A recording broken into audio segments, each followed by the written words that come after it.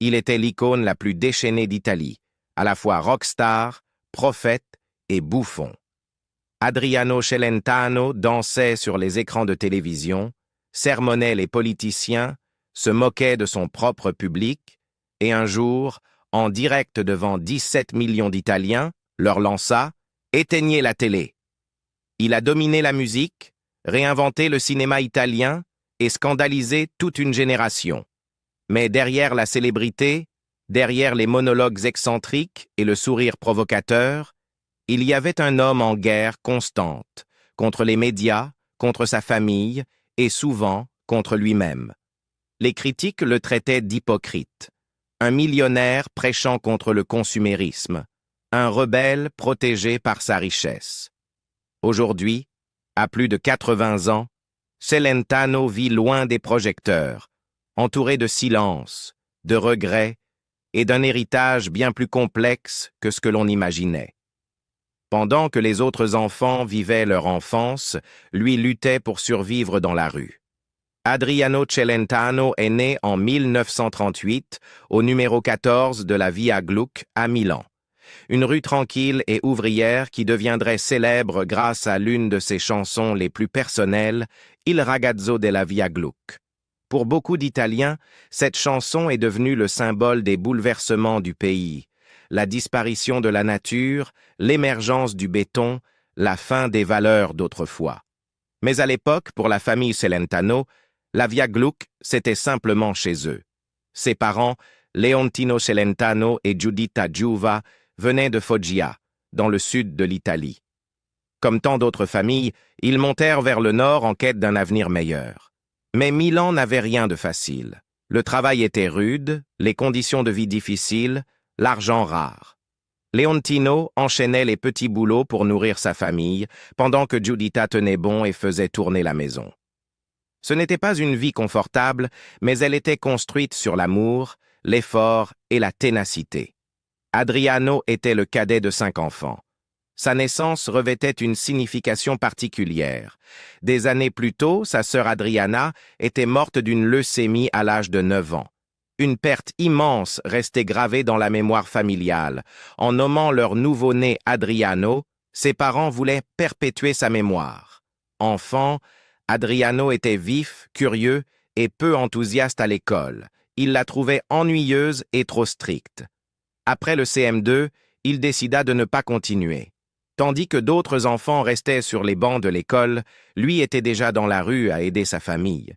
Il cirait des chaussures, faisait des courses, acceptait tous les petits boulots possibles. C'est alors qu'il découvrit une passion, l'horlogerie. Il aimait la précision, le calme, la concentration que demandait la réparation de mécanismes. Il devint apprenti dans une petite boutique et trouva une vraie satisfaction dans cet univers. Plus tard, il dira « Plus qu'être chanteur, j'aurais aimé être réparateur. » Et ce n'était pas une pause. Même une fois célèbre, il continuait à bricoler chez lui, réparer les tuyaux, les horloges, tout ce qui demandait soin et attention. Cela lui procurait paix et sens. Mais tout changea en 1955. Adriano alla voir un film, Blackboard Jungle, dans lequel on entendait le tube américain Rock Around the Clock de Bill Haley and His Comets. Ce fut un choc. Le rythme, le son, l'énergie, c'était totalement nouveau pour lui. C'était comme être frappé par la foudre, raconta-t-il. Soudain, le monde avait changé. Moi aussi. Il ne parlait pas anglais, mais cela ne l'arrêta pas. Il prit une guitare, apprit à en jouer seul et composa des chansons qui ressemblaient à de l'anglais, même si les paroles n'avaient aucun sens. Tout était dans le rythme, dans le ressenti. Avec ses amis, il forma un groupe, The Rock Boys, qui se produisait dans les bars et les clubs de Milan. À une époque où la musique italienne était encore lente et romantique, leur style était bruyant, rapide, débordant de vie. Mais ce n'était pas que la musique. Adriano avait une manière unique de bouger, libre, imprévisible, pleine d'énergie. Son style de danse était si particulier qu'on le surnomma Il Moleggiato, l'homme à ressort. Le surnom lui resta à jamais. En 1957, il vécut son premier grand moment. Il se produisit au premier festival italien de rock'n'roll au Palazzo del Ghiaccio à Milan. Il donna tout, chant, danse, énergie déchaînée. Le public fut conquis. Il ne remporta pas le concours, mais la presse, le lendemain, ne parlait que de lui. L'Italie a trouvé son Elvis, titrèrent certains journaux. Les producteurs ouvrirent leurs portes, les contrats suivirent. Adriano Celentano n'avait que 19 ans. Mais dès cet instant, tout changea. Le garçon de la Via Gluck entamait un parcours qui ferait de lui l'une des figures les plus singulières et marquantes de l'histoire culturelle italienne.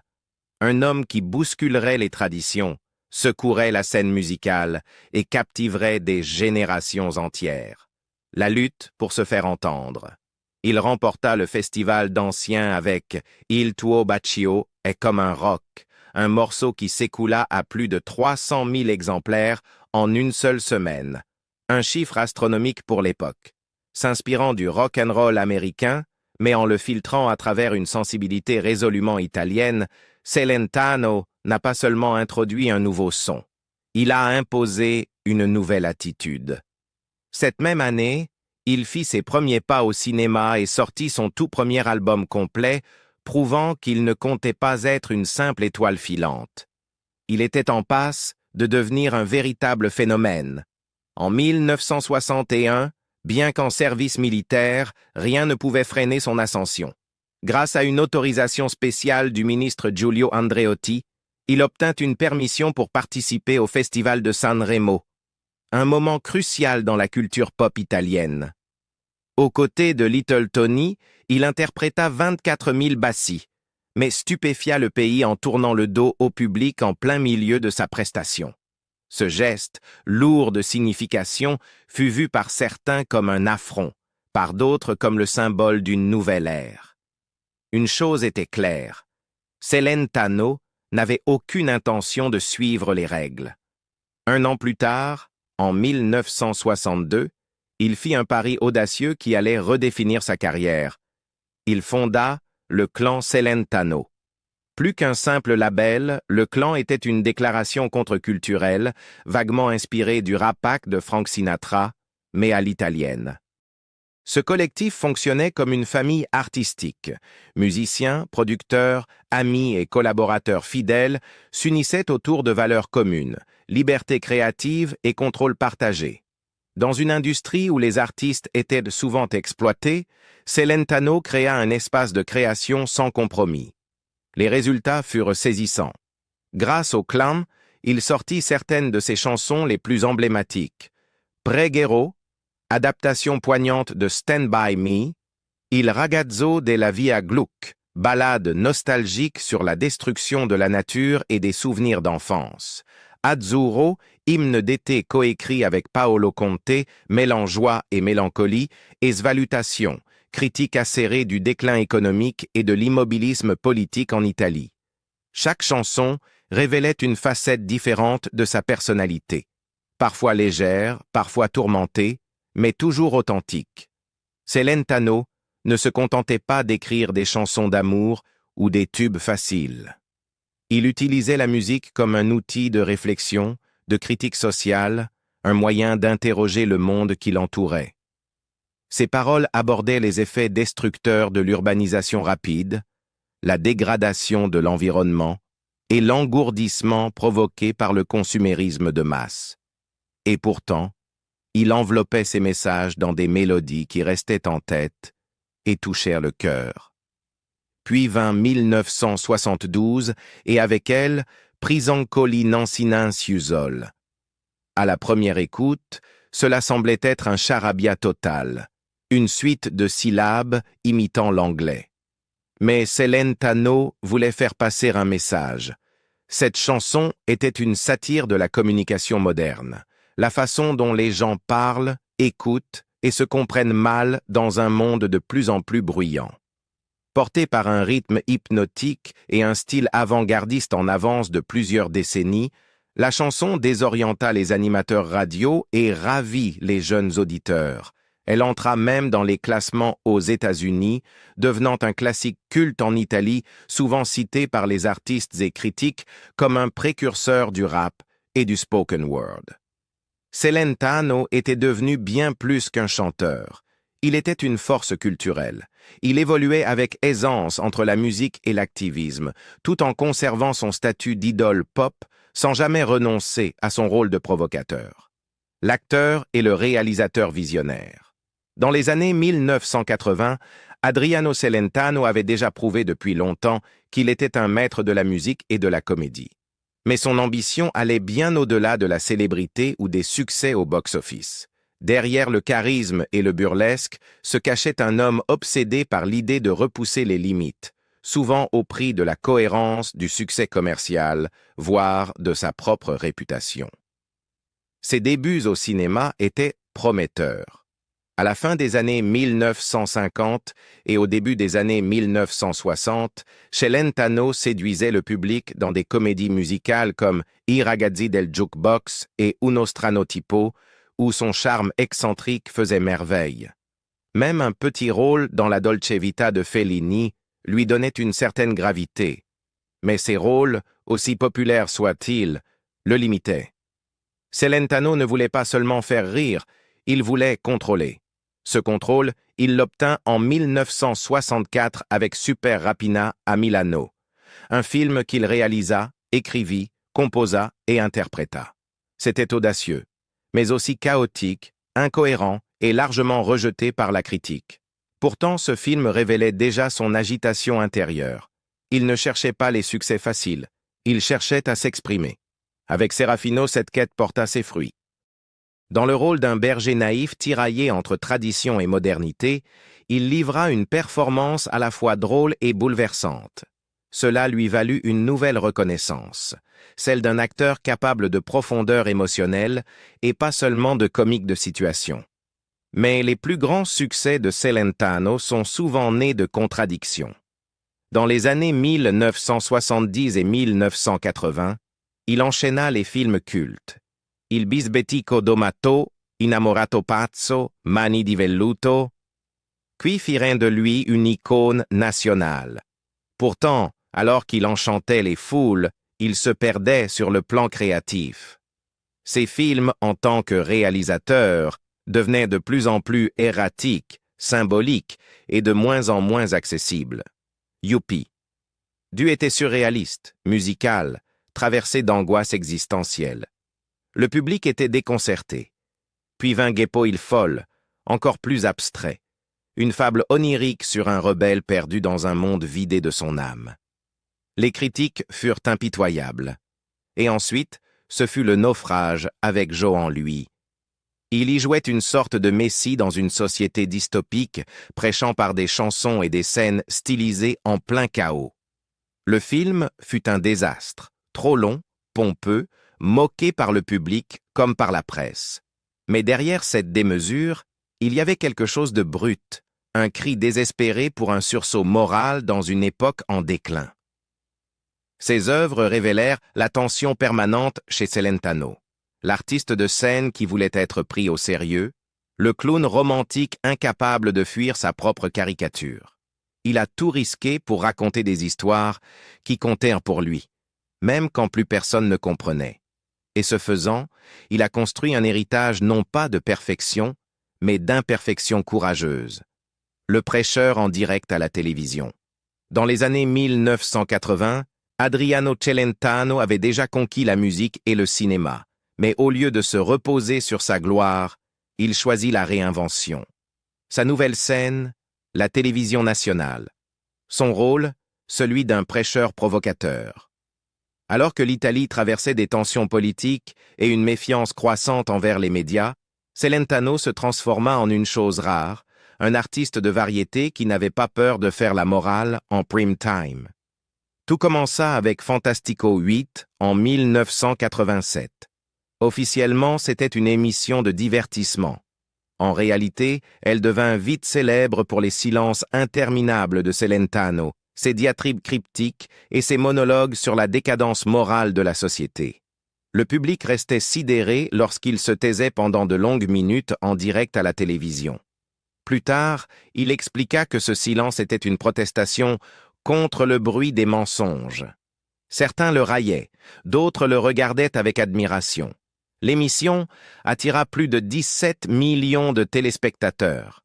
Il ne se contentait pas d'animer, il prêchait. Chaque semaine, il s'en prenait à la pollution, à la politique, à l'avidité, aux médias.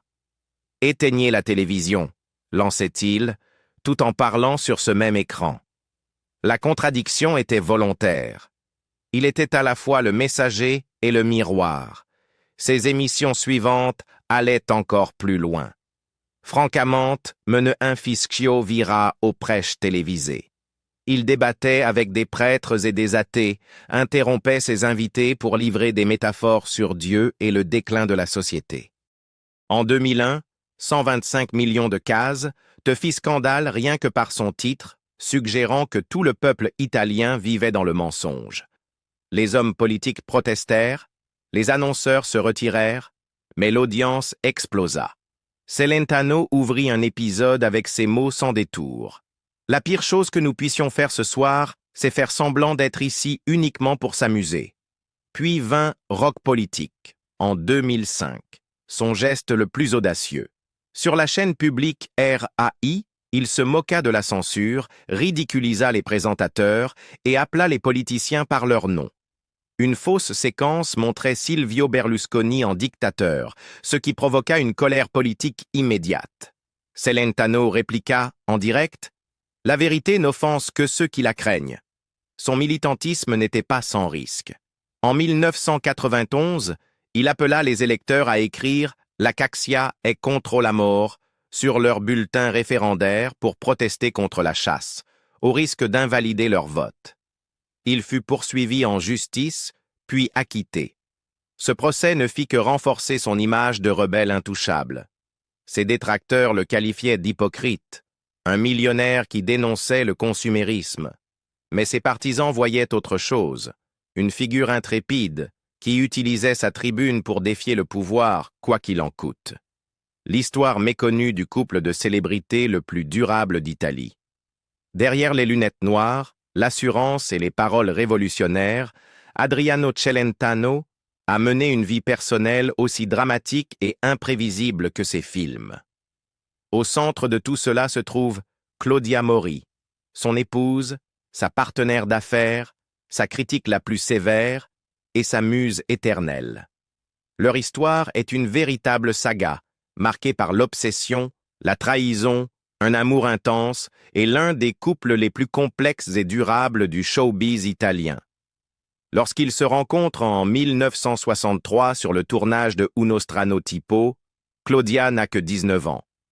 Actrice romaine au caractère bien trempé, elle n'est guère sensible au charme extravagant de Celentano. Lui est déjà une star, bruyant, excentrique, et selon la rumeur, fiancé à la chanteuse Milena Cantu. Mais selon la légende, un accident inattendu sur le plateau change tout. Claudia provoque par mégarde l'explosion d'un projecteur et des éclats de verre blessent le visage d'Adriano. Rongée par la culpabilité, elle vient lui présenter ses excuses. Il en profite pour l'inviter à prendre un café. Elle accepte, à contre-cœur. Ce café devient rapidement bien plus. Mais à la fin du tournage, ils perdent contact. Celentano repart en tournée et Claudia reste sur ses gardes. Pourtant, il ne lâche pas prise. Il lui envoie un billet de concert. Première rangée. À la fin du spectacle, sous les projecteurs, il chante une ballade et lui déclare son amour devant des milliers de personnes. Le geste fonctionne. Elle succombe. Ainsi commence l'une des histoires d'amour les plus mystérieuses et passionnées de l'histoire culturelle italienne. Ils se marient en secret, le 14 juillet 1964, à 3 heures du matin, dans une petite église de Grosseto. Même leurs amis ne sont pas au courant. Sur les photos, Claudia fronce les sourcils en regardant la cravate d'Adriano. Elle la déteste. Lui a mal à la tête. Les alliances? Retirées après la cérémonie. Ce sont des chaînes bourgeoises, diront-ils. Ce n'était pas un mariage traditionnel, mais une rébellion, un reflet de leur union. Pourtant, la relation était déjà trouble. Milena Cantu, l'ancienne fiancée d'Adriano, n'avait aucune idée qu'elle avait été laissée derrière. Elle pensait toujours être avec lui, alors qu'il disait oui à Claudia. La trahison les suivra pendant des années dans les pages des journaux à scandale. Rapidement, leur vie est engloutie par la célébrité. Claudia, qui avait un bel avenir d'actrice, met peu à peu sa carrière entre parenthèses pour soutenir son mari. Ensemble, ils fondent le Clan Celentano, un label musical indépendant pour libérer Adriano du carcan de l'industrie. Mais Claudia ne fut jamais seulement la femme d'eux. Elle devint productrice, manager, directrice artistique et stratège d'image. C'est elle qui façonna la persona de Celentano, le moleggiato rebelle, maquillage noir et allure de brocante. Elle écumait les marchés aux puces pour composer ses costumes. Et pourtant, malgré tous ces sacrifices, leur mariage n'a jamais été de tout repos. La presse surnommait Claudia la femme la plus jalouse d'Italie, même si son comportement ne le justifiait guère. Le magnétisme d'Adriano était irrésistible. Les femmes en étaient folles. Un jour, une fan est même retrouvée cachée dans leur chambre. Claudia ne fit pas de scandale. Elle plaisanta dans les médias, disant qu'elle était flattée que son mari attire encore autant de passion. Elle avait maîtrisé l'art d'avoir l'air imperturbable, même quand ses nerfs étaient mis à rude épreuve. Mais l'épreuve ultime survint au début des années 1980. Pendant le tournage de Il bisbetico domato et Innamorato pazzo, Celentano tombe amoureux de sa partenaire, Ornella Muti. Leur alchimie à l'écran reflète leur liaison dans la vie réelle. Ce n'est pas un simple flirt. Pour Claudia, c'est une trahison profonde. Elle fait ses valises, emmène leurs enfants et part vivre à l'autre bout du pays. Elle refuse de partager le même toit que lui. Interrogée par la presse sur un éventuel divorce, Claudia répond avec un calme glaçant. L'infidélité n'est pas un motif de séparation. Pour un homme, parfois, une aventure, c'est comme un garagiste qui essaie une nouvelle voiture. Cette métaphore choque le public, mais révèle surtout la force d'une femme qui choisit de tenir bon sans céder à l'humiliation. Celentano reconnaîtra cette liaison des années plus tard, la qualifiant de l'un des plus grands regrets de sa vie. En 1985, sur le tournage de Joan Lui, le couple se réconcilie discrètement. Quelque chose a changé. Le public les voit moins se disputer, moins faire les gros titres.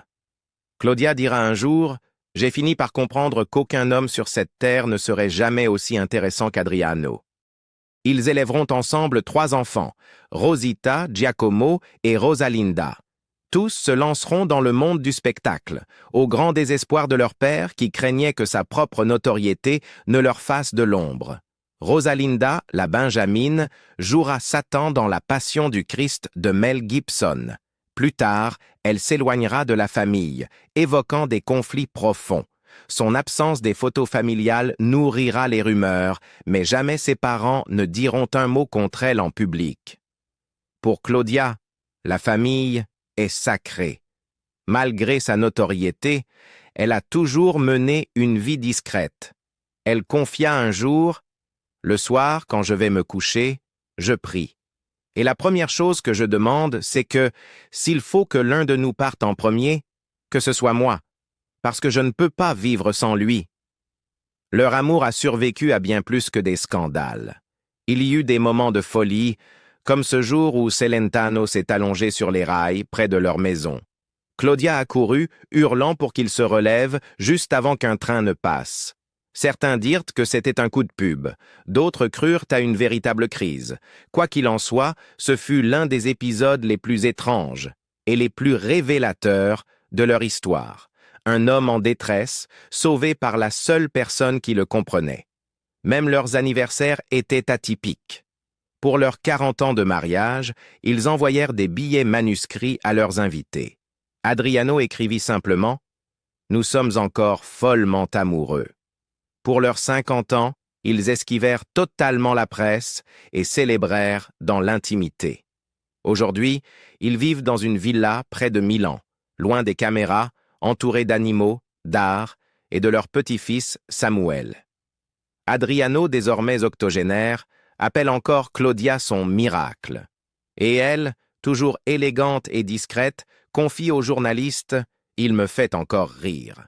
Leur mariage n'est pas un conte de fées. Il n'est ni parfait, ni toujours tendre. Mais il est réel.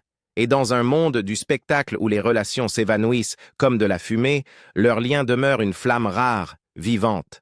Adriano a dit un jour « J'ai toujours été amoureux de Claudia, même quand je n'en avais pas l'air ». C'est peut-être là sa confession la plus sincère.